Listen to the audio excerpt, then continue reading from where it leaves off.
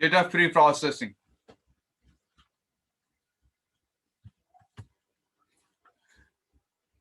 Raw data collected from the environment can be dirty.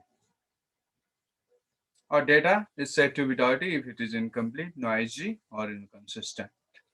The तीनटा जे पनि हुन सक्छ तिनी त्यस्तो डेटालाई चाहिँ हामीले dirty data भन्छौँ.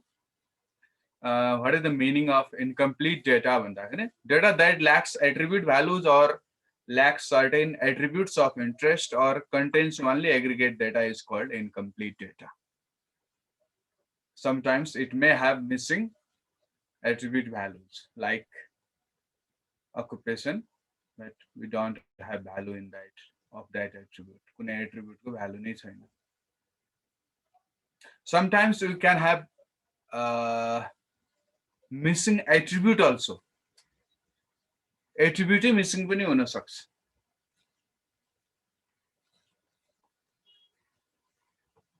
And sometimes there can be only aggregate data.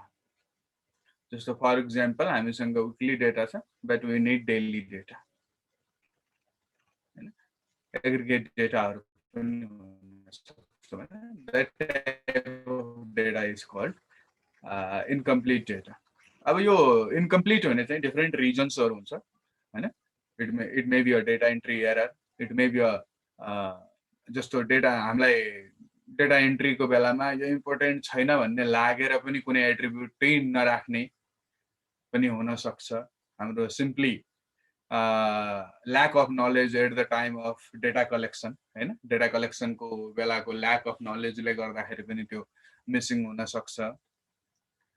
Or sometimes it can be due to faulty instrument, data collection instrument or कुनै use instruments through data collection भइरहेछ भने त्यो instruments को problem ले गर्दा हुन सक्छ. There can be different reason.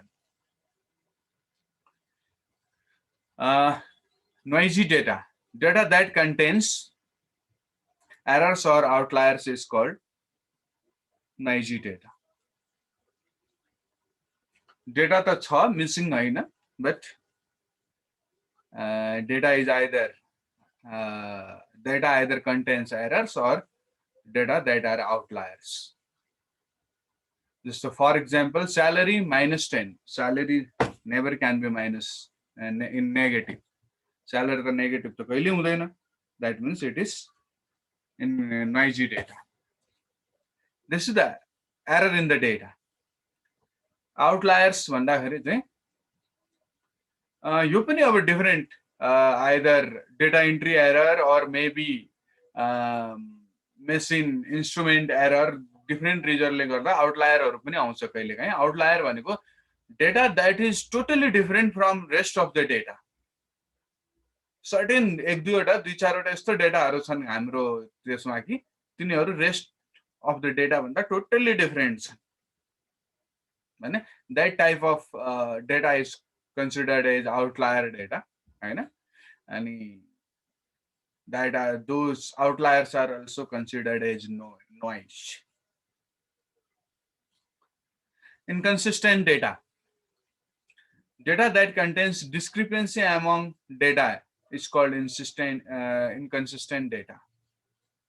Actually, हामीले पहिला पनि inconsistency को meaning चाहिँ database मा पनि आएको थियो हैन. Inconsistency means if different copies of the same data do not agree with each other, then that is inconsistent data. एउटै डेटा को different copy हरु छ तर एक अर्कोसँग मिलिरा छैन त्यो कपी हरु, matching भइराछ, match भइरा छैन भने that is inconsistent data. अब जस्तो फर एक्जाम्पल एक ठाउँमा चाहिँ अर्जुन सिंह साउद भनेर लेखा छ, त्यही डेटाबेसमा अर्को ठाउँमा चाहिँ फेरि अर्जुन साउद भनेर मात्र लेखिरहेछ. म सेम पर्सन कै डेटा एक ठाउँमा नेम अर्जुन सिंह साउद अर्को ठाउँमा नेम अर्जुन साउद छ. That is inconsistent data. Sir discrepancy भनेको हो. डिस्क्रिपेन्सी भनेको some types of confusion like हैन. जस्तो फर एक्जाम्पल यहाँनिर चाहिँ अनि कन्फ्युजन भन्न खोज्या हो यो चाहिँ हैन के हो भन्ने कुरामा अनि अघि त मैले सेम डेटामा भने but there can be inconsistency among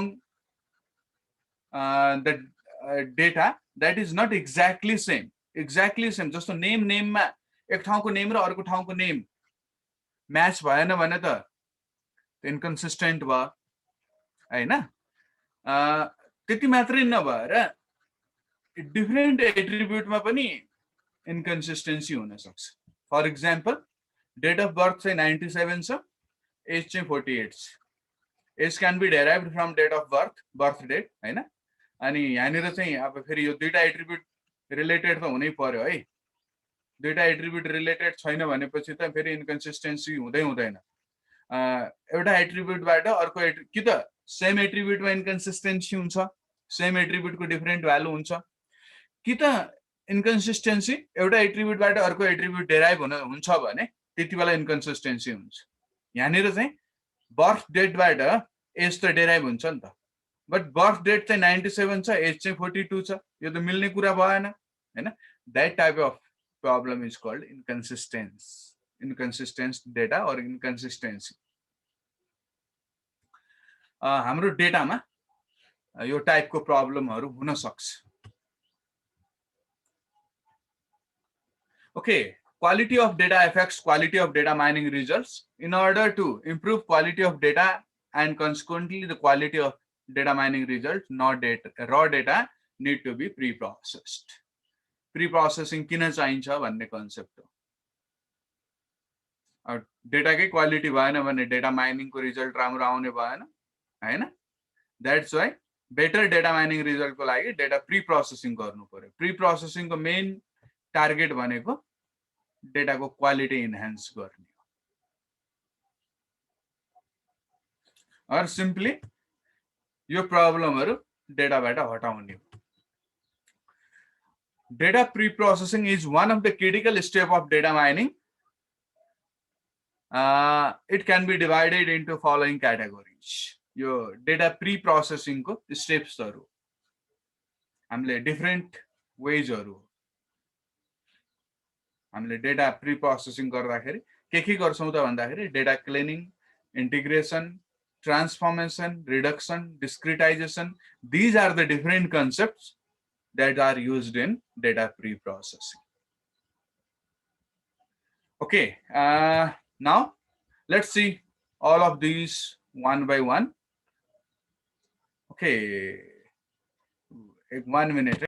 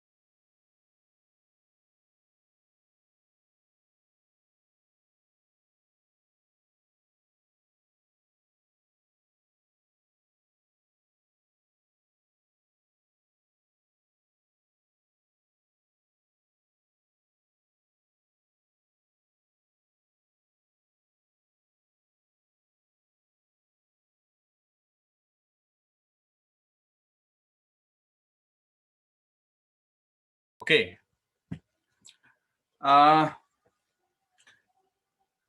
Real world data tend to be incomplete.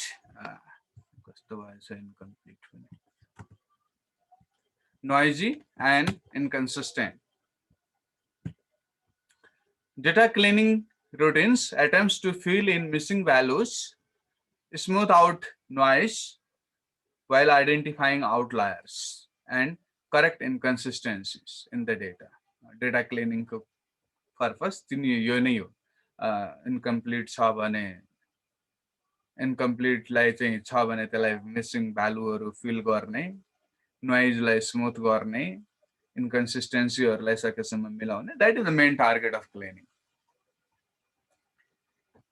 ways of handling missing values simple छन् ways हरु यहाँनिर त्यस्तो खासै धेरै डिफिकल्ट केही पनि छैन ignore the tuple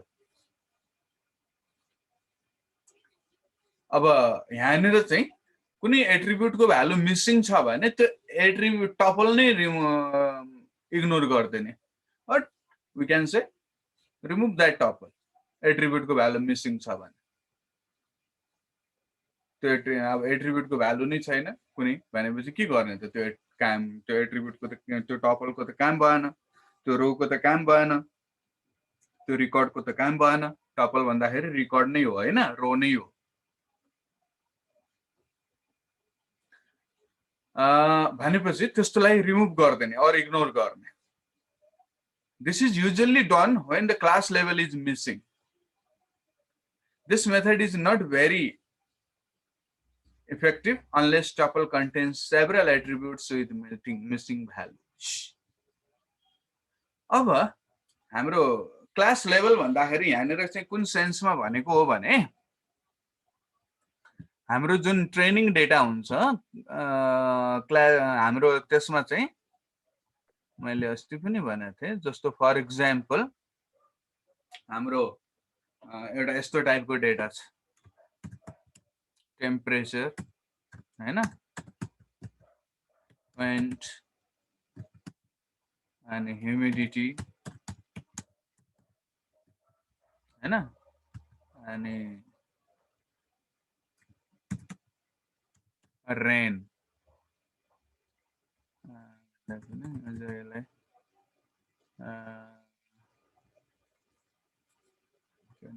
रेनै भने पनि भयो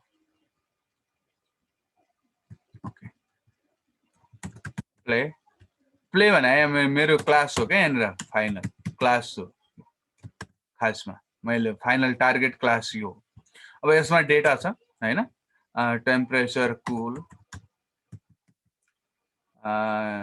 विन्ड चाहिँ विक ह्युमिडिटी नर्मल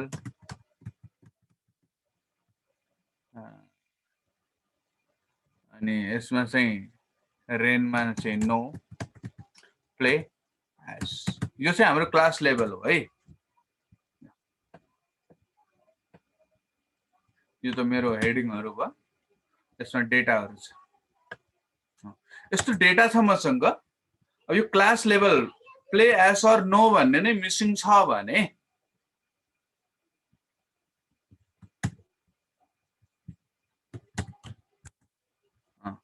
यसमा छ भने यस्तो अब यो क्लास लेभलै मिसिङ छ कुनैमा यो डेटा छ सिमिलरली यहाँनिर चाहिँ अब यो भ्यालु नै थाहा छैन मिसिङ छ भने यस्तो टपललाई चाहिँ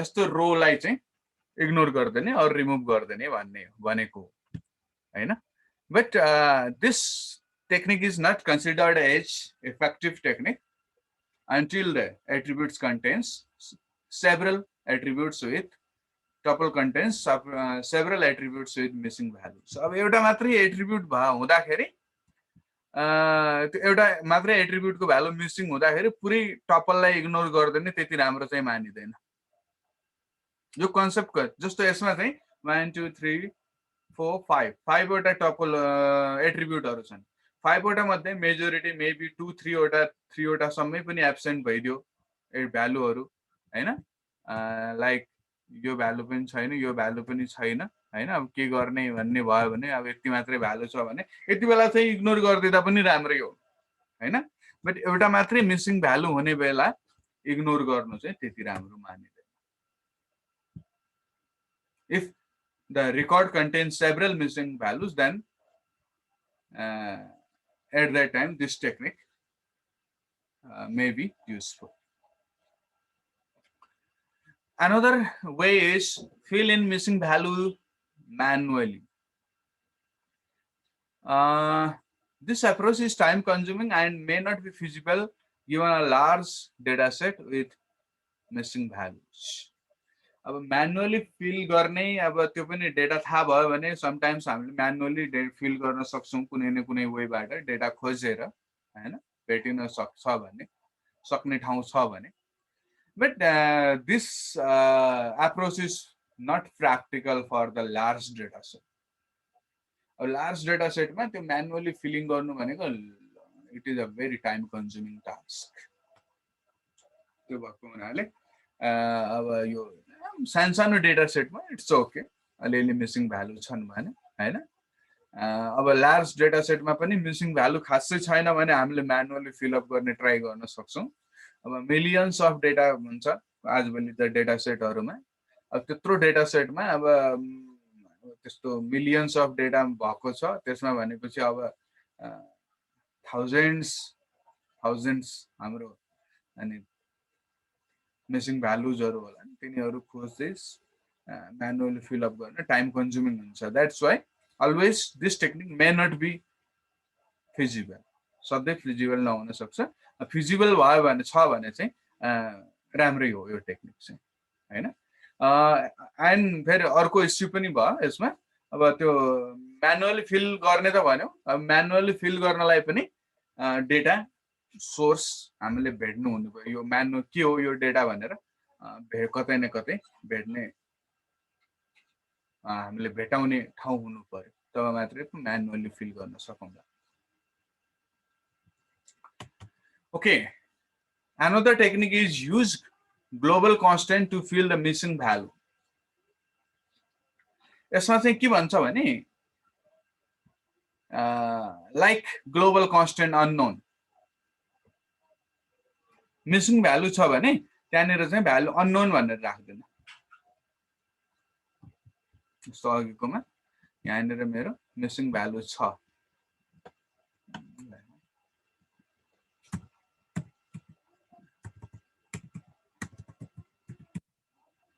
यस्तो टाइपको अरू डेटा पनि हुन सक्ला हैन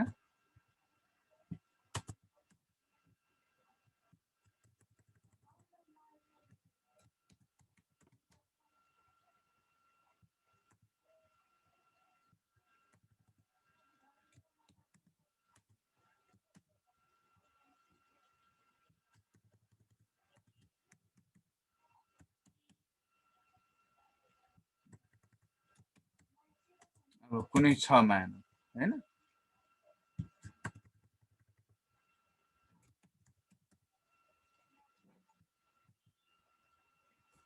यहाँनिर मिसिङ भ्यालु छ भने अननोन राख्दैन मिसिङ भ्यालु छ भने अननोन राख्दैन अब यो टेक्निक चाहिँ के हो भन्दाखेरि अब थोरै मात्र मिसिङ भ्यालु छन् भने it's okay if there are large number of missing values हैन then our algorithm may treat this unknown as a interesting pattern धेरै ठाउँमा अननोन देख्न थाल्यो भने डेटामा हाम्रो एल्गोरिदमले ए अननोन भनेर त कस्तो यो एउटा प्याटर्न रहेछ भनेर त्यसलाई त्यो प्याटर्नको रूपमा बुझ्न सक्छ के फेरि हैन अब त्यसमा अब हाम्रो एकदमै फ्यु नम्बर अफ अननोन्स अब अननोनहरु भ्यालुहरु त्यस्तो हामीले मिसिङ भ्यालु जुन फिल गरेका छौं त्यो अननोनहरु एकदमै थोरै ठाउँमा छ भने त्यो प्याटर्न डिटेक्ट गर्दैन हाम्रो एल्गोरिदमले हैन त्यहाँ large number of unknown value हुन थाल्यो भने त इट इज अ प्याटर्न भनेर फेरि त्यसलाई चाहिँ लर्न गर्न थाल्छ त्यस्तो टाइपको प्रब्लम आइदिन सक्छ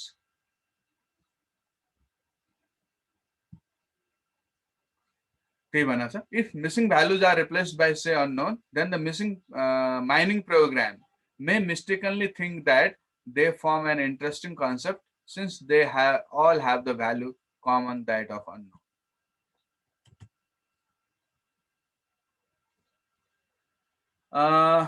Okay. माथिको जस्तै कन्सेप्ट हो बट अझै बेटर कन्सेप्ट चाहिँ के हो त भन्दाखेरि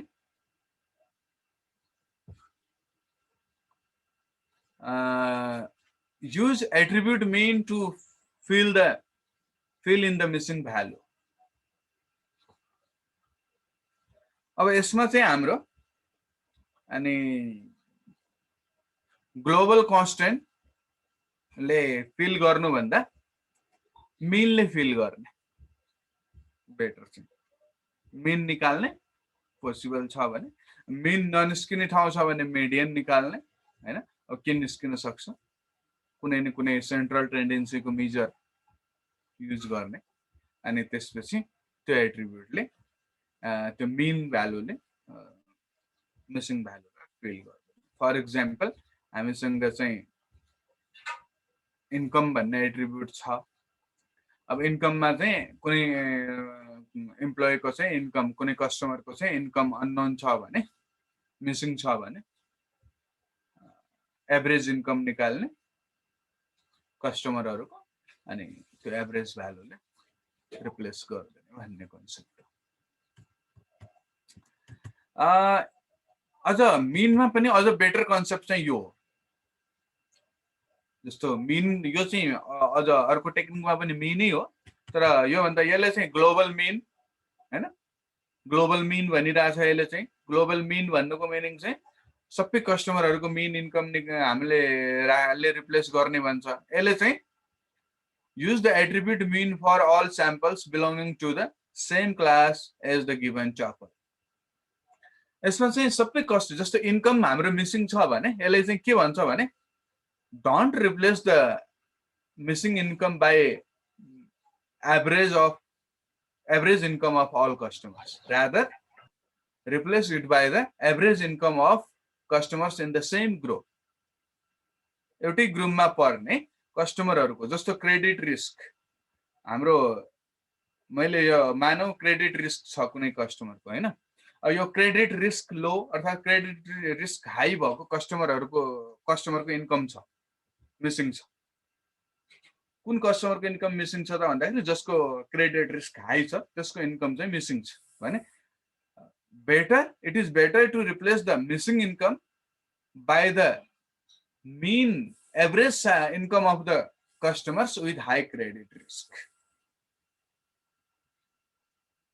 हैन अब त्यो क्रेडिट रिस्क त मैले एक्जाम्पल मात्रै दिएको हो हैन जस्तो फर एक्जाम्पल अकुपेसन हुन सक्छ हैन अब अकुपेसन छ अब हाम्रो अरु एट्रिब्युटहरु पनि हुन्छ नि त त्यसमा त इन्कम मात्रै त हुँदैन अकुपेसन भन्ने अर्को एट्रिब्युट छ हैन भनेपछि अब मिसिङ इन्कम छ भने त्यो मिसिङ इन्कमलाई चाहिँ अनि एभरेज इन्कम सबैको एभरेज इन्कमले रिप्लेस गर्नु भन्दा जस्तो अकुपेसन चाहिँ सपोज ब्याङ्कर हो भने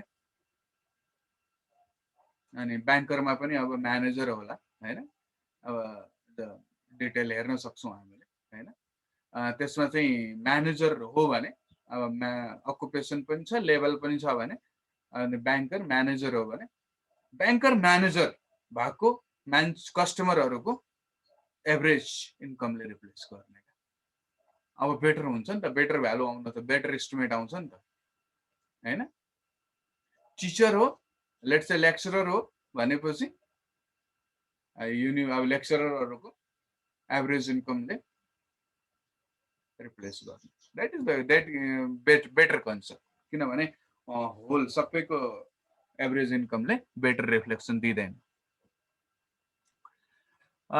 another technique is use the most probable value to fill in the missing value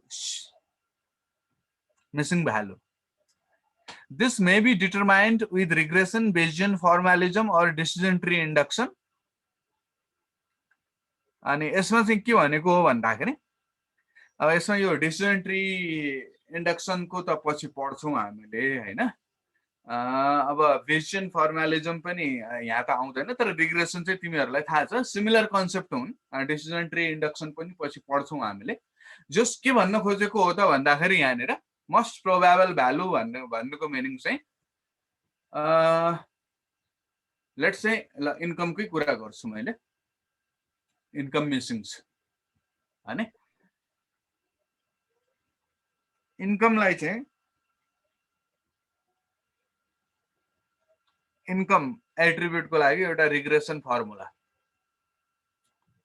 एउटा कुनै इन्कमलाई एस्टिमेट गर्ने एउटा रिग्रेसन मोडल बनाउने अब रिग्रेसन मोडल भनेको लिनियर नन लिनियर दुईटै हुन्छ इक्वेसन हो त्यो भने हैन एउटा इक्वेसन बनाउँछौँ जसले चाहिँ हाम्रो उसको इन्कम उलाई अनि इन्कमलाई चाहिँ रिप्रेजेन्ट गर्ने इन्कम क्याल्कुलेट गर्ने एउटा इक्वेसन बनाउँछौँ हामीले रिग्रेसन मा अब हामीले स्ट्रेट लाइन फिट गर्ने कर्भ फिट गर्ने पढाएको थियौँ हामीले पहिला पनि न्युमेरिकल मेथडमा पनि पढेको हो आई थिङ्क स्ट्याटिस्टिक्समा पनि पढेको हुनु होला हैन कर्भ फिटिङ भनेर रिग्रेसनै भनेर पनि पढिन्छ त्यसमा चाहिँ के हुन्छ भनेपछि मैले चाहिँ y equal to ax plus b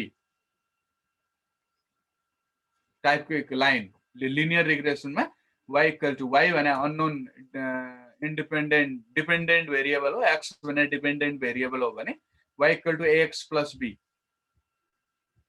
मैले फिट गरेर एउटा इक्वेसन बनाउँछु र पछि चाहिँ y को भ्यालु क्याल्कुलेट गर्नको लागि x को भ्यालु थाहा छ भने y को भ्यालु क्याल्कुलेट गरेर त्यो इक्वेसन थ्रु हामीले क्याल्कुलेट गर्न सक्छौँ सिमिलरली यहाँ पनि मल्टिपल लिनियर रिग्रेसन पनि हुन्छ है फेरि अघि मैले भनेको चाहिँ त्यो चाहिँ हाम्रो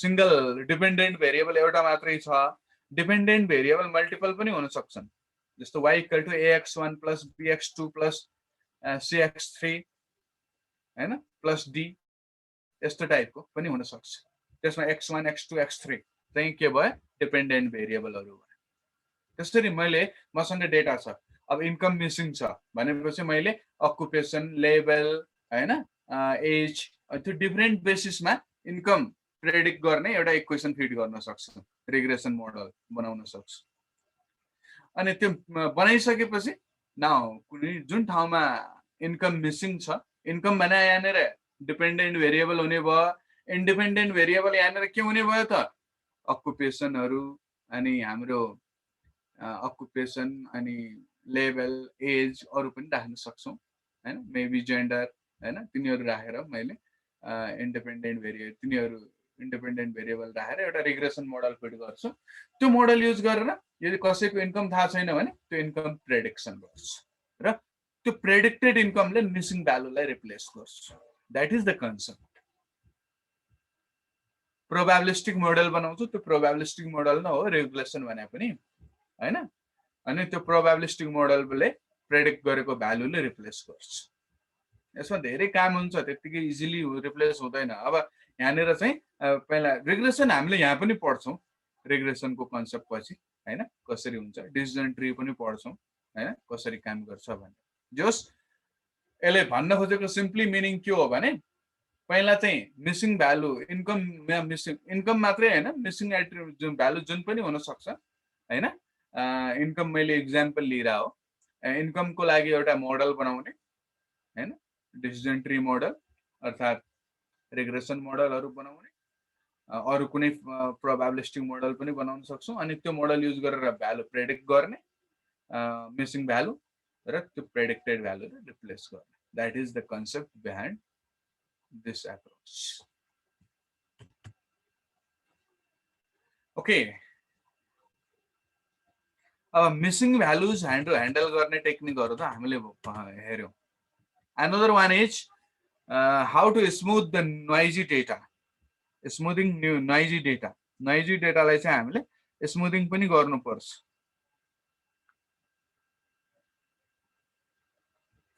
अनि noisy data लाई स्मूथिङ गर्दाखेरि कसरी गर्ने हेरौँ है त These methods smooth sorted data values by consulting values around it. Sorted values are distributed into number of buckets or bins and then data can be smoothed by using bin mean, bin median or bin boundaries. तीनटा technique छन् बिनिङ methods स्मूथिङ गर्ने technique एउटा technique चाहिँ बिनिङ method भयो स्मूथिङ गर्ने technique हो बिनिङ method भने बिनिङ method भित्र फेरि तीनटा छन् बिन मिन बिन मेडियन र बिन बाउन्ड्रीज युज गरेर मैले स्मूथिङ गर्न सक्छु अब डेटा चाहिँ अब हाम्रो फ्लक्चुएट भइराख्ने डेटा छ भने त्यसो बेला हामीले स्मूथिङ गर्ने हो के खासमा जस्तो यहाँनिर एक्जाम्पलहरू छ, यो सर्टेड डेटा हो, यो सर्टेड छैन भने पहिला सर्टेड गर्ने अनि यसलाई बिन्समा डिभाइड गर्ने, कतिवटा बिन्समा डिभाइड गर्ने द्याट इज नट फिक्स हैन, हामीले एक्ज्याक्टली केही भन्न सक्दैन। डेटा इन्टु 3 बिन्स इक्वल साइजको 3टा बिन बनायो, 4 8 15 एउटा बिन 1, बिन 2 मा 21 21 24, बिन 3 मा बाँकी 3टा 25 28 34, बकेट 1 बकेट 2 बकेट 3 भने पनि भन्छ। अनि अब यसरी डिभाइड गरिसकेपछि नाउ बिन मिन युज गर्ने हो भने यसले के भन्छ भनेपछि replace the every value by the mean value, किनभने अब यहाँनिर अब हाम्रो फ्लक्चुएट भइरहेको छ डेटा हैन। जस्तो फर इक्जाम्पल हामी कुनै एउटा एक्सपेरिमेन्ट गर्दैछौँ रे हैन, एक्सपेरिमेन्ट गर्दाखेरि एकचोटि 4 आयो, अर्कोचोटि 8 आयो, अर्कोचोटि 15 आयो भने यो एभरेज भ्यालु लिने, यो चाहिँ अब त्यो 3टा एक्सपेरिमेन्ट गर्दाखेरि यसरी भ्यालु आयो भनेपछि बेटर रिफ्लेक्सन चाहिँ के हो त, 3टाको मिन लिने हैन, 3टाको मिन निकाल्ने, मिन निकाल्दाखेरि त्यो मिनले रिप्लेस गर्ने भ्यालु। अब यसमा एड मिन निकाल्दाखेरि चाहिँ त्यही हो हाम्रो मिन चाहिँ त्यसमा चाहिँ त्यो 9 आउँछ होला, त्यो 9 ले रिप्लेस गरेको हाम्रो 4 + 8 + 15 27 भयो डिवाइडेड बाई 3, 3टा data 9, mean 9 replace every data value by 9।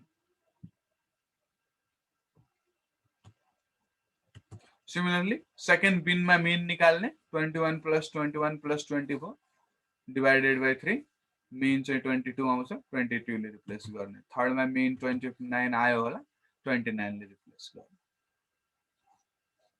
Simple छ, तर कहिले काहीँ सोधिदिनु पनि सक्छ है सिम्पली यस्ता कुराहरू सानो सानो। मेडियनले रिप्लेस गर्ने, मेडियन भ्यालु के छ त्यसले रिप्लेस गर्ने, यसमा मेडियन भ्यालु 8 छ भने 8 ले रिप्लेस गर्ने, यसमा मेडियन भ्यालु 21 छ भने 21 ले रिप्लेस गर्ने बिन 2, यसमा चाहिँ मेडियन भ्यालु हाम्रो 28 छ भने 28 ले रिप्लेस गर्ने। Very simple. अर्को चाहिँ स्मुथिङ बाई बिन बाउन्ड्रिज भन्ने छ।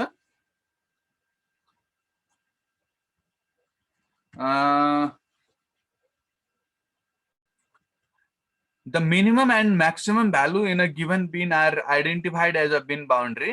Each bin value is then replaced by the closest boundary value. अब यसमा चाहिँ मिनिमम र म्याक्सिमम बाउन्ड्री भ्यालु भने भयो हैन। अनि अब अरु डेटा बाउन्ड्री भ्यालु बाहेक अरु डेटालाई चाहिँ बाउन्ड्रीको क्लोज जहाँ छ त्यसले रिप्लेस गर्ने। जस्तो फर इक्जाम्पल यहाँनिर चाहिँ हाम्रो 4 8 15 बाउन्ड्री भ्यालु 4 र 15 भयो, 8 चाहिँ 4 को क्लोज छ कि 15 को क्लोज छ त, 4 सँग क्लोज छ, 8 चाहिँ त्यो भएको हुनाले रिप्लेस 8 बाई 4, 8 पनि 4 ले रिप्लेस भएको त्यही भएर। जस्तो यहाँनिर 8 नभएर 10 भइदिएको भए के हुन्थ्यो होला, 15 ले रिप्लेस हुन्थ्यो 10, किनभने the 10 is now close to 15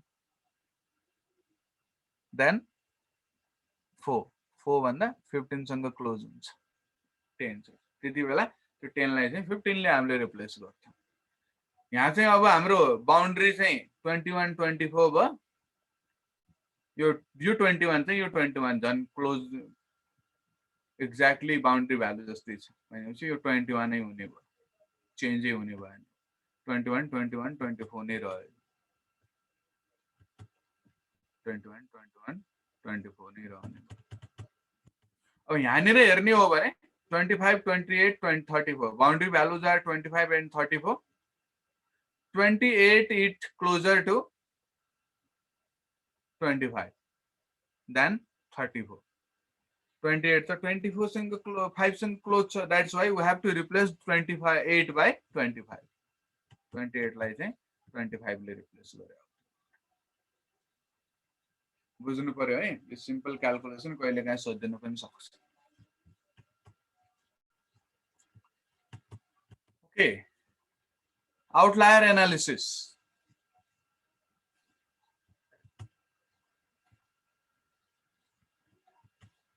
अब हाम्रो डेटा क्लिनिङमा स्मुथिङ डेटा स्मुथिङ गर्ने टेक्निक नै हो है. यो पनि यसलाई चाहिँ कन्फ्युजन होला, द्याट्स वाइ बिनिङ एउटा टेक्निक भयो हैन. बिनिङ पछि आउटलायर एनालिसिस चाहिँ अर्को टेक्निक हो.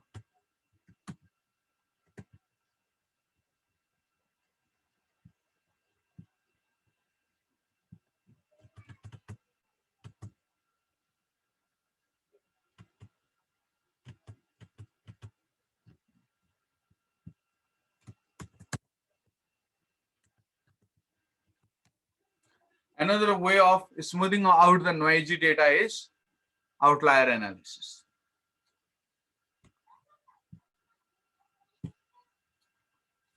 Clustering is used to divide given data into different groups or clusters on the basis of similarity measures.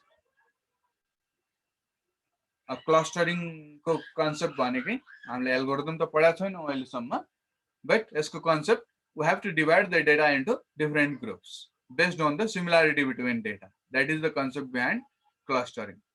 Clustering can also be used for outlier detection. Data can be smoothed by detecting and removing outliers. अब यस्तो data जुनसुकै अब मैले कुनै पनि ग्रुपमा पर्दैन त्यो डेटा भने that data is considered as outlier data. मैले यहाँ चाहिँ के गर्ने हो, आउटलायर चाहिँ डिटेक्ट गरेर रिमुभ गर्ने हो आउटलायर.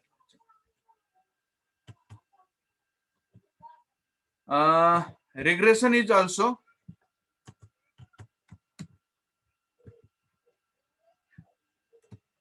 smoothing technique नै हो. यो पनि रिग्रेसन पनि.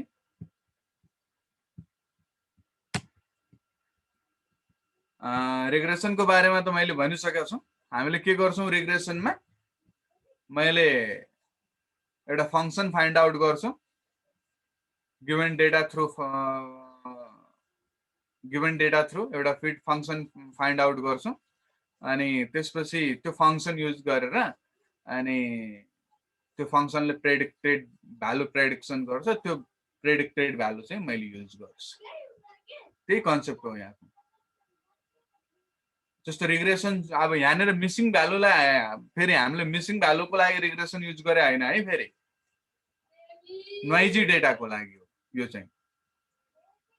जस्तो के गर्ने भनेपछि नोइजी डेटा छ भने अब डेटा त अब त्यो के गर्छु मैले, त्यो डेटा थ्रु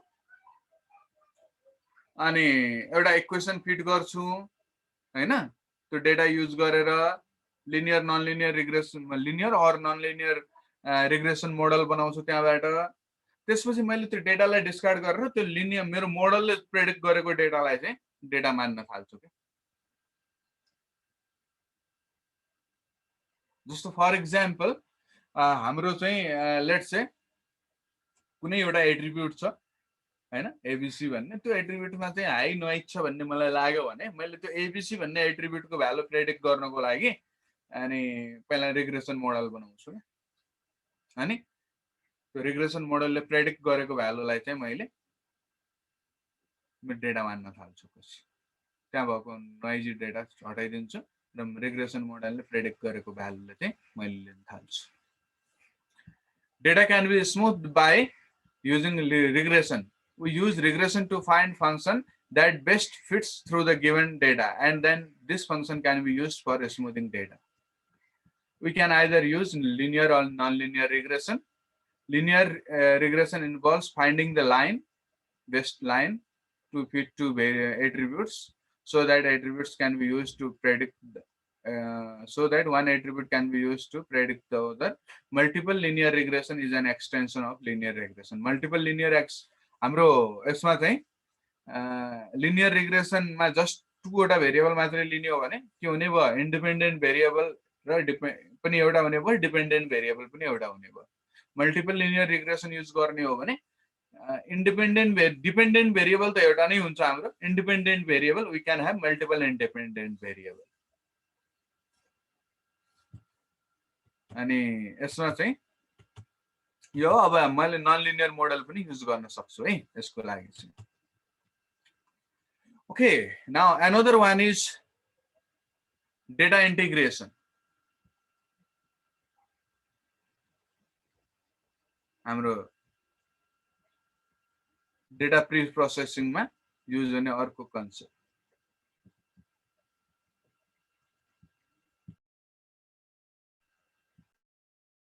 क्वेशन है,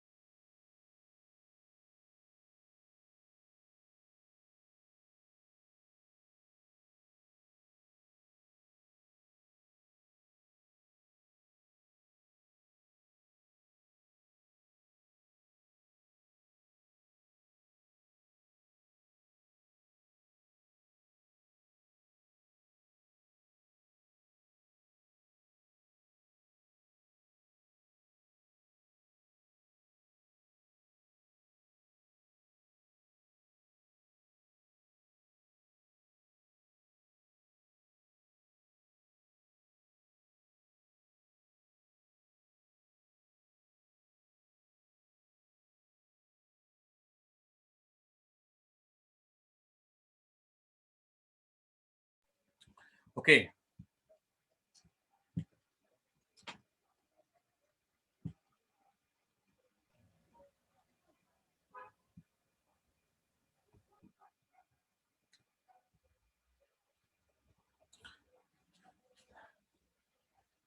अब डेटा इन्टिग्रेसनको डेफिनेसन त हामीले पहिला पनि हेरेका छौँ। Data integration is the process of combining data from multiple sources into a coherent data store. These sources may include multiple databases, data cubes, or flat files. Multiple sources बाट data ल्याएर एउटा single लोकेसनमा राख्ने process भनेको integration भन्छौँ हामी। Two major issues to consider during data integration are schema integration and handling data redundancy. हाम्रो data integration गर्दाखेरि आउने प्रब्लमहरु चाहिँ यो। अब यसमा पनि हाम्रो डेटा माइनिङमा पनि sometimes we need to take data from multiple sources, हैन? अब त्यस्तो भयो भने we have to take care of these two things, schema integration and handling data redundancy. Schema integration can be tricky. How can like real world entities from multiple data sources be matched up? This is referred to as entity identification problem. Okay, त्यति सजिलो छैन है schema integration चाहिँ। यसमा main problem भनेको चाहिँ के हो त भन्दाखेरि सिमिलर एन्टिटी छन्, मल्टिपल डेटा सोर्सेस बाट आइरहेछ, सिमिलर छन् है। फेरि अब त्यो सेम हो कि हैन भनेर फाइन्ड आउट गर्न त्यति सजिलो त कहाँ छ त? एक्ज्याक्टली सेम नाम भइदिएको भए त्यो सजिलो हुन्थ्यो होला नेममा कुनै प्रब्लम छैन भने एक ठाउँमा पनि कस्टमर आइडी सोर्स ए मा पनि सोर्स बी मा पनि कस्टमर आइडी नै भइदियो भने त प्रब्लम भएन कस्टमर आइडी हो भन्ने बुझ्यो हैन एक ठाउँमा चाहिँ अब कस्टमर आइडी छ एउटा सोर्स ए मा सोर्स बी मा कस्टमर आइडी नभएर हुन चाहिँ कस्टमर आइडी नै हो एट्रिब्युटको नेम चाहिँ डिफरेन्ट छ भने न हुन त कस्टमर आइडी नै हो नि त फेरि how to identify these two are the same attribute that problem is called entity identification problem यो entity identification problem को definition पनि के हो भनेर सोध्न सक्छ that's why मैले हाइलाइट गरेको हैन अनि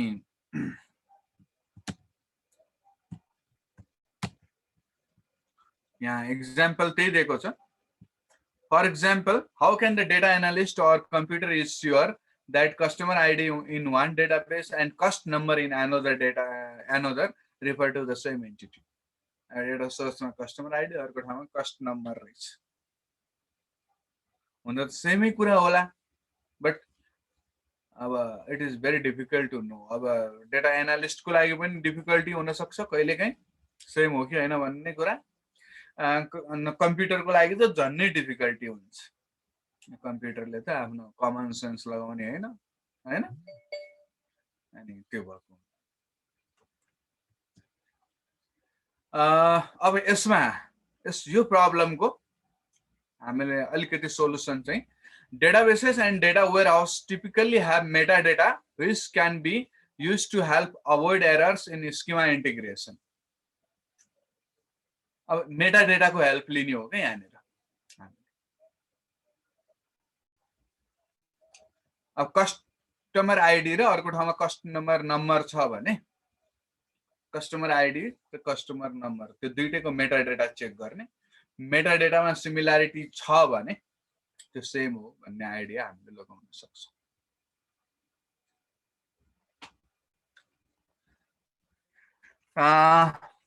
Redundancy is another important issue. An attribute may be redundant if it can be derived from another attributes. अब यहाँ हेर्नुस् है redundancy को पहिला डेफिनेसन त हामीले पढाएको थियौं त्यो त सिम्पल त्यो कुरालाई मैले यहाँ धेरै जोड दिएको छैन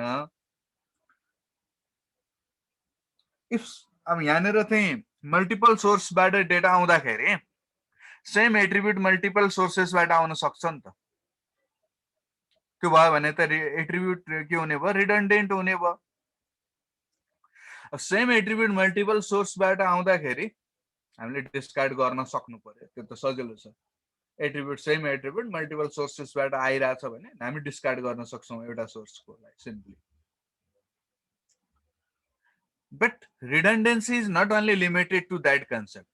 An attribute may be redundant if it can be derived from another attribute. त्यो पनि redundant हो क्या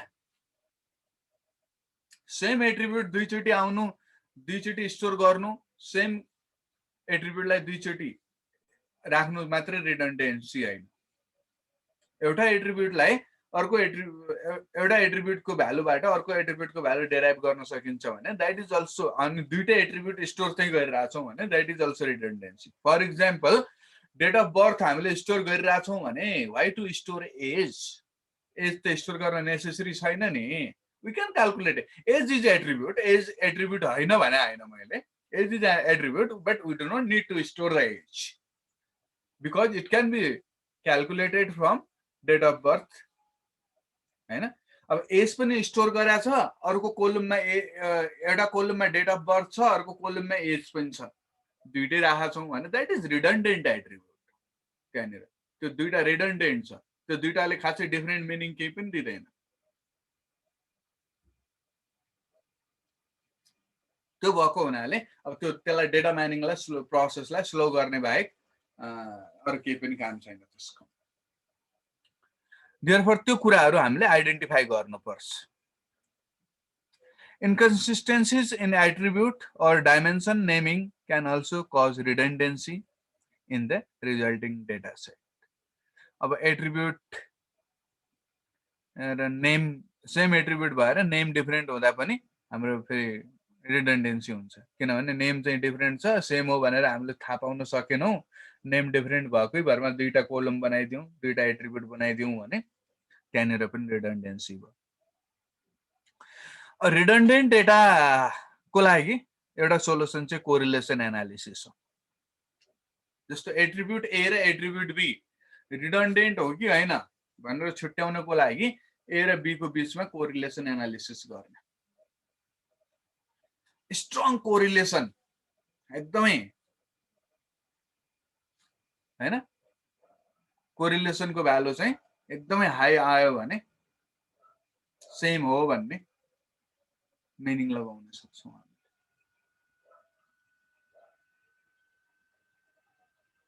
हैन अनि त्यो भएको हुनाले कोरिलेसन एनालिसिसबाट एट्रिब्युट रिडन्डेन्ट हो कि हैन भन्ने कुरा आइडेन्टिफाई गर्न सकिन्छ Okay, another way of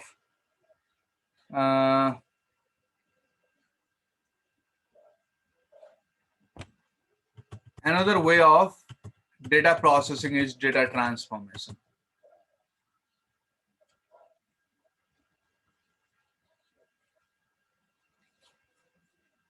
हामीले अहिलेसम्म डेटा इन्टिग्रेसन डेटा क्लिनिङ दुईटा टेक्निक पढ्यौं क्लिनिङ भित्र पनि डिफरेन्ट पढ्यौं इन्टिग्रेसन भित्र पनि हेर्यौं अलिकति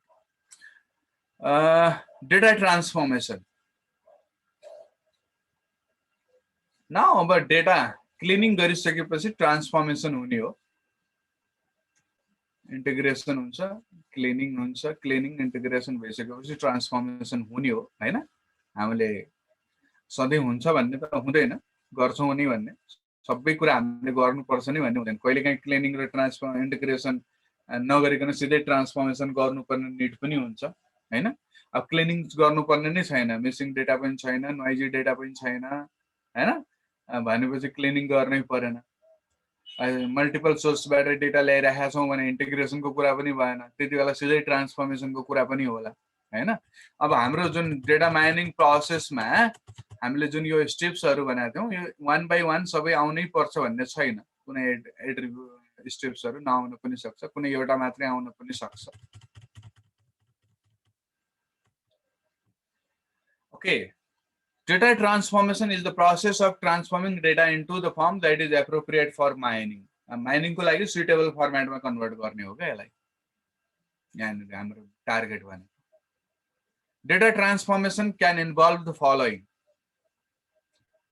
data transform smoothing गर्ने पनि एउटा data transformation को smoothing मा चाहिँ अब हामीले लगभग यहाँ भित्रको लागि पढिसकेका छौं यो कुरा यहाँ धेरै डिस्कस गर्नुपर्ने केही पनि छैन नोइज रिमुभ गर्नको लागि युज गर्ने हो बिनिङ मेथडहरु युज हुन सक्छ क्लस्टरिङ एग्रिगेसनको मेथडहरु हुन सक्छ दैट अलमोस्ट हामीले कभर गरिसकेको हुन्छ सबै कुरा एग्रिगेसन गर्नुपर्ने हुन सक्छ है कहिलेकाहीँ चाहिँ हामीले जस्तो मलाई डेली डेटा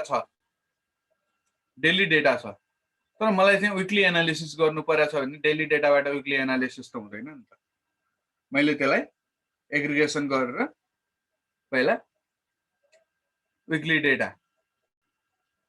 निकाल्नु पर्यो अनि बल्ल एनालिसिस गर्ने होला डेटा माइनिङ गर्ने होला हो त्यस्तो कहिलेकाहीँ निड अनुसार अब हामीसँग डेटा कस्तो छ त्यसलाई चाहिँ हामीले एग्रिगेट गर्नुपर्ने हुन सक्छ है निड अनुसार हुन्छ यो सधैँ गर्नुपर्छ भन्ने छैन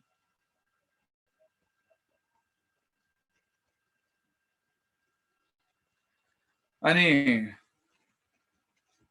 अब यसमा चाहिँ त्यही example daily sales data may be aggregated so as to compute monthly or annual total amounts.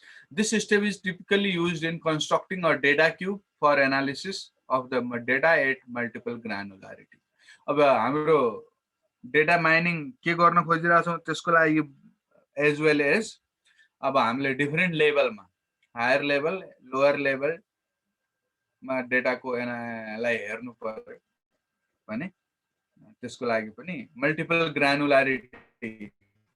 ग्रानुलारिटी भन्ने बित्तिकै अब हाम्रो साइज हो ग्रानुलारिटी भन्दाखेरि सिम्पली अब अलिकति डिटेलमा अर्थात् अलिकति हाई लेभलमा हेर्दाखेरि चाहिँ पनि अब हामीलाई एग्रिगेसन गर्नुपर्ने भयो त्यसको लागि पनि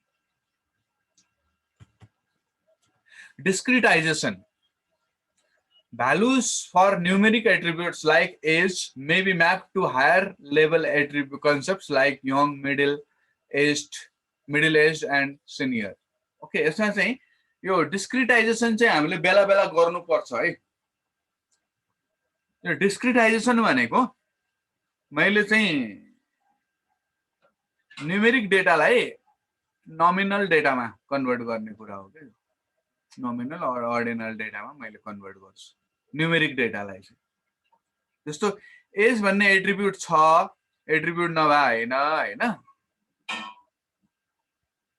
अनि एट्रिब्युट त छ बट त्यो चाहिँ हाम्रो न्यूमेरिक एट्रिब्युट छ एज भन्ने न्यूमेरिक एट्रिब्युट छ अब यसमा चाहिँ हाम्रो अब यसमा यो न्यूमेरिक एट्रिब्युट मा अब प्याटर्न्सहरु आइडेन्टिफाई डिटेक्ट गर्न क्लासिफिकेसन एल्गोरिदमलाई गाह्रो पर्छ के कहिलेकाहीँ एज 19 भनेको छ एउटा कुरा छ एज 20 भनेको छ अर्को कुरा छ हैन डेटा धेरै छ अरु पनि छ 19 20 21 एज को लागि डेटा छ बेटर लाई चाहिँ सजिलो के हुन्छ एल्गोरिदम भने लाइक हाम्रो क्लासिफिकेसन एल्गोरिदमलाई प्याटर्न डिटेक्ट गर्नको लागि यसरी यो एज को भ्यालु यसरी राख्ने भन्दा मैले चाहिँ एउटा ग्रुपिङ बनाइदिने जस्तो फर एक्जाम्पल मैले एज लाई चाहिँ यसरी न्यूमेरिक भ्यालु नराखेर यङ मैले यो यङ यति बिलो 40 लाई यङ हैन मिडल एज्ड हैन 40 to 60 लाई मैले कन्सेप्ट डेभलप गरेर केही न केही मिडल एज्ड अनि र सिनियर एजलाई यसरी राख्यौं भने के हुन्छ अलिकति प्याटर्नहरु डिटेक्ट गर्न सजिलो हुन्छ क्लासिफिकेसन एल्गोरिदम यस्तै बनाउनु पर्छ भन्ने नि छैन यो डिस्क्रिटाइजेसन भने यो तर मैले यस्तै गर्नु पर्छ भन्ने नि छैन मैले जस्तो 20 to 30 यसरी नि बनाइदिन सक्छु के 20 to 30 को ग्रुपलाई 2 3 भन्दै मैले 20 to 30 भन्न खोजे 3 4 30 to 40 40 to 50 4 5 लेख्दै मैले 50 to 60 5 6 लेख्दै 60 to 70 6 7 लेख्दै यसरी राख्ने के एज यहाँनेर एज 23 फेरि यसको मिनिङ चाहिँ यो मैले यो 23 नम्बर हैन है यहाँनेर चाहिँ कोड हो जस्ट यो कोड हो नि यिनीहरु चाहिँ जस्ट अब 20 to 30 को मैले एउटा ग्रुप बनाएर राख्दै छु भने अब 20 र 30 को बीचमा कस्तो हुँदो रहेछ प्याटर्न डिटेक्ट गर्न सजिलो हुन्छ के that is this is also discretisation यो पनि डिस्क्रिटाइजेसन नै हो हैन क्लासिफिकेसन एल्गोरिदममा हामीले बेला बेला एट्रिब्युट्सहरु डिस्क्रिटाइज गर्नुपर्छ लाइक दिस मैले भने जस्तै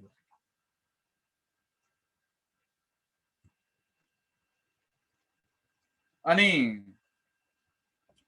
another one is normalization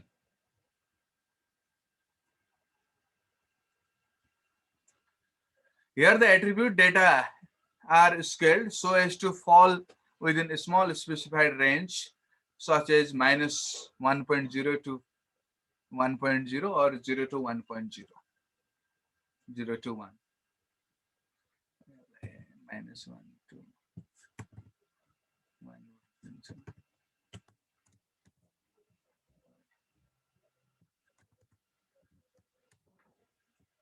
Okay. Normalization.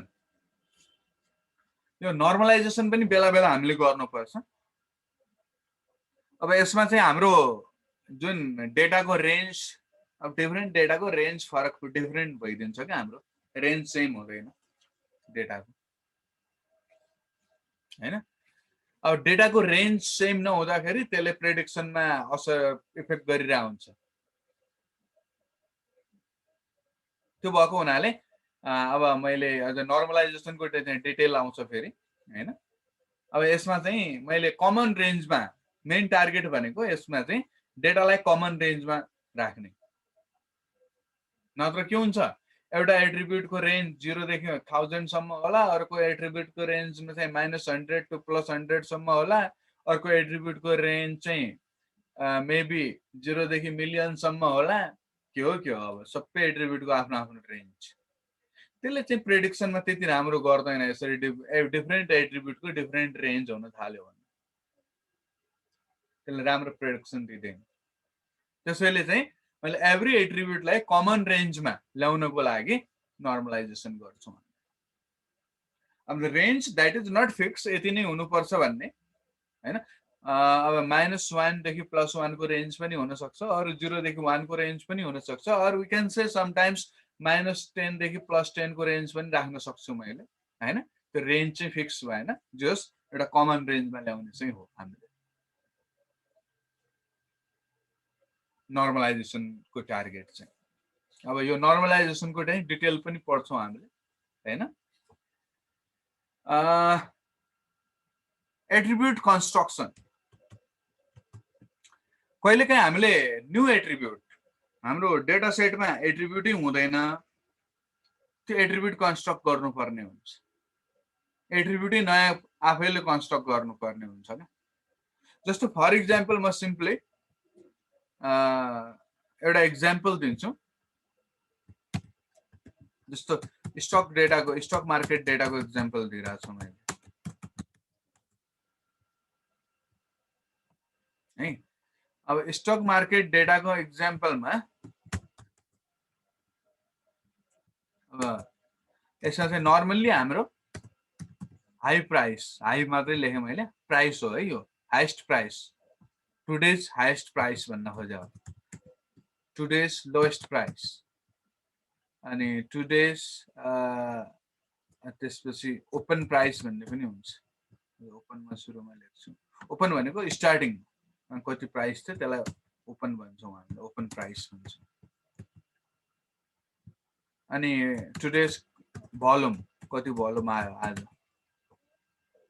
हैन अनि टुडेज क्लोज प्राइस कति हो यस्तो डेटा हुन्छ नर्मल्ली स्टक मार्केटमा हैन जस्तो आज स्टार्टिङ ट्रान्ज्याक्सन चाहिँ हाम्रो 159 रुपीजमा भएको थियो हाइएस्ट प्राइस 172 सम्म पुग्यो लोएस्ट प्राइस चाहिँ 162 सम्म आयो अनि भोल्युम चाहिँ अब लेट्स से 9567 आयो अनि क्लोज प्राइस चाहिँ हाम्रो 168 थियो हैन यस्तो टाइपको डेटा हुन्छ के हाम्रो स्टक मार्केटमा अब मैले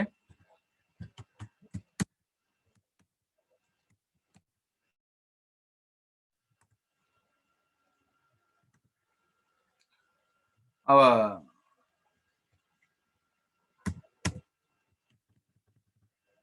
मैले यतिकै रफली राख्न लाग्यो डेटा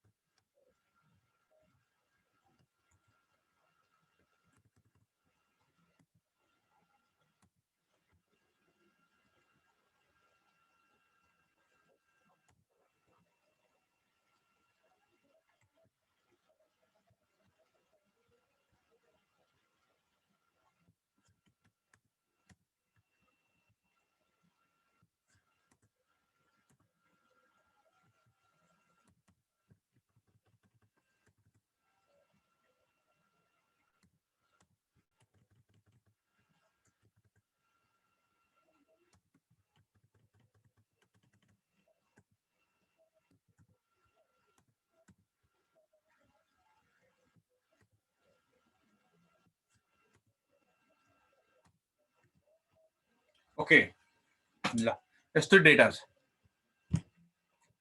नर्मल्ली मैले स्टक मार्केटमा प्राइस प्रेडिक्सन गर्ने काम गर्दैछु मेरो टार्गेट चाहिँ प्राइस प्रेडिक्सन गर्नुस् मैले चाहिँ क्लोज प्राइस प्रेडिक्सन गरिरहेको छु मैले।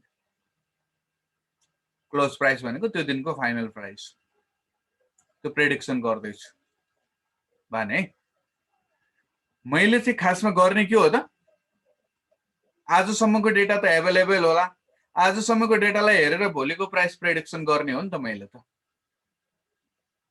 यो त आजको हो, यो सबै डेटा आजको डेटा हो, यो सबै यो त्यो दिन एउटा डेटको त्यो दिनको डेटा, यो अर्को डेटको डेटा, यो त्योभन्दा अर्को डेको डेटा, यो त्योभन्दा अर्को डेको डेटा। मेरो टार्गेट के हुन्छ यहाँनिर, आजसम्मको डेटा हेरेर भोलिको प्राइस क्लोज प्राइसलाई प्रेडिक्सन गर्न मेरो टार्गेट होला हैन। भनेपछि मेरो यहाँनिर जुन टार्गेट फिचर भन्छौँ, त्यो टार्गेट फिचर के हो त मेरो लागि यहाँनिर, यहाँ हेर्नुहोस् है, हो target price feature close price होइन क्या खासमा, मेरो यो डेटाको लागि टार्गेट फिचर चाहिँ यो हो क्या मेरो खास।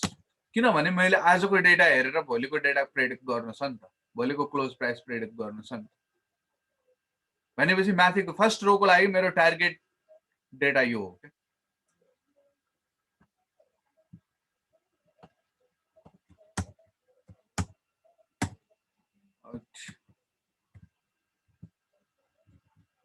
सिमिलरली यो रोको लागि भन्ने हो भने मेरो टार्गेट डेटा यो हो, किनभने मैले त भोलिको प्राइस प्रेडिक्सन गर्नु छ। यो रोको लागि हेर्ने हो भने टार्गेट प्राइस यो हो, टार्गेट डेटा यो। भनेपछि मैले अब यस्तो केसमा चाहिँ बेटर चाहिँ के हुन्छ, मैले नेक्स्ट क्लोज भनेर अर्को कोलम मैले एट्रिब्युट आफैले इन्ट्रोड्युस गर्दै क्या। र सिम्पली यो चाहिँ के हो 170 हो यहाँनिर, किनभने अब यसको लागि टार्गेट डेटा के हो त 170 मेरो टार्गेट। यसको लागि टार्गेट कुन हो त 168, यसको लागि टार्गेट कुन हो अनि 165। बल्ल मेरो चाहिँ यो फिचर चाहिँ मैले आफै एड गरे फिचर हो, यो लास्टको फिचर एट्रिब्युट कन्स्ट्रक्ट गरे आफैले। अब यसमा चाहिँ थाहा छैन यसको चाहिँ, किनभने अब भोलिपल्ट हो, यसको लागि के होला त, अब मेरो आजसम्मको डेटा आयो यो, अब भोलिको प्रेडिक्ट मैले चाहिँ प्रेडिक्ट गर्ने हो, यो प्रेडिक्ट गर्ने हो मैले भोलिको कति होला भनेर। यसरी हामीले समटाइम्स एट्रिब्युटहरु कन्स्ट्रक्ट गर्नुपर्ने पनि हुन्छ प्रब्लमलाई हेरेर। Here new attributes are constructed and added from the given set of attributes to help the mining process. त्यहाँनिर चाहिँ सिम्पली मैले चाहिँ त्यो क्लोज प्राइसलाई नै टार्गेट मान्न थाले भने त कामै छैन। मेरो नेक्स्ट डे को क्लोज प्राइस टार्गेट गर्ने मेरो प्रेडिक्ट गर्ने मेरो टार्गेट हो भने मैले नेक्स्ट डे कै क्लोज प्राइसलाई टार्गेट बनाउनु पर्यो नि त। त्यही दिनको क्लोज प्राइसलाई टार्गेट बनाएर त भएन।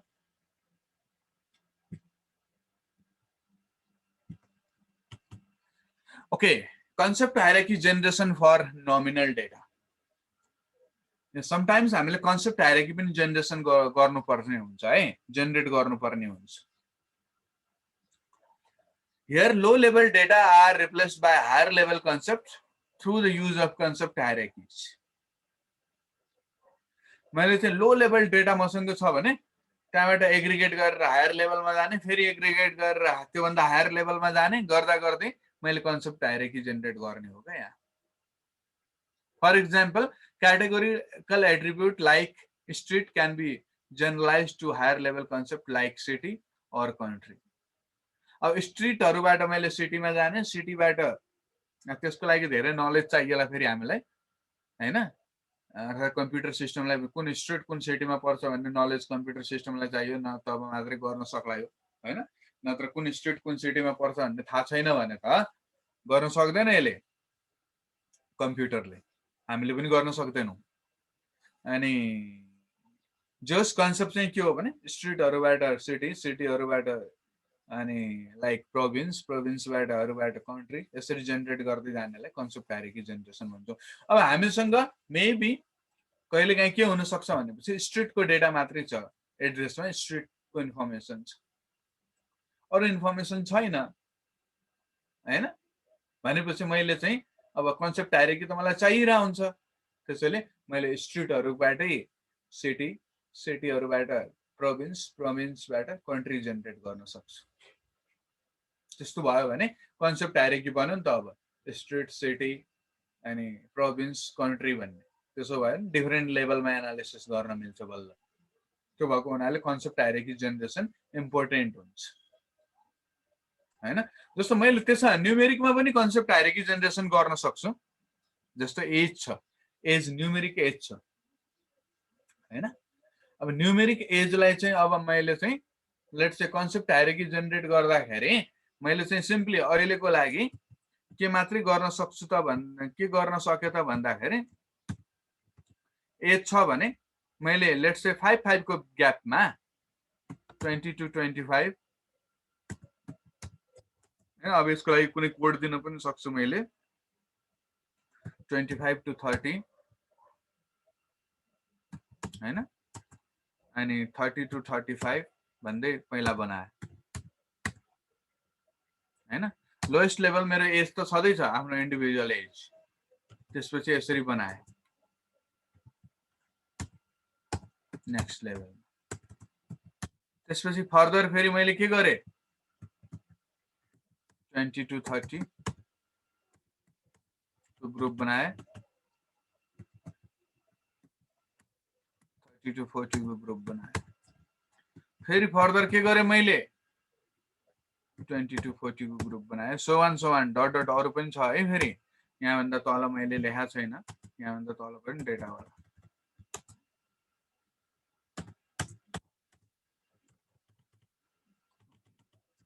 अब यसरी गर्यौं भने के हुन्छ त हामीलाई फाइदा ए 20 to 25 को बीचको क्यारेक्टरिस्टिक हेर्नु पर्यो भने एनालिसिस गर्न मिल्यो।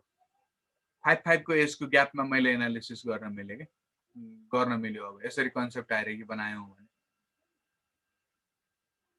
20 to 25 को लागि के छ भनेर एनालिसिस गर्न मिल्यो, 25 to 30 को लागि के छ भनेर एनालिसिस गर्नु पर्यो। त्यो भन्दा हायर लेभलमा जान मिल्यो भने यसरी कन्सेप्ट हायरार्की बनाइरा छु भने ठीक छ। म त्यो भन्दा अझै हायर लेभलमा हेर्छु भने 20 to 30 को के छ एनालिसिस गर्नु मिल्यो, 30 to 40 को एनालिसिस गर्न मिल्यो छुट्टै। अझ त्यो भन्दा नि हायर लेभल 20 to 40 को मा एनालिसिस गर्न मिल्यो हैन। हो यसरी बनाइदियौं भने एनालिसिस गर्दाखेरि हामीलाई डिफरेन्ट लेभलमा एनालिसिस गर्न सजिलो हुन्छ क्या हैन। त्यो भएको हुनाले यो कन्सेप्ट हायरार्की जेनेरेसन पनि हामीले बेला बेलामा गर्न पर्ने हुन्छ। ओके, अब नर्मलाइजेसन मा पुग्यौं हामी। नर्मलाइज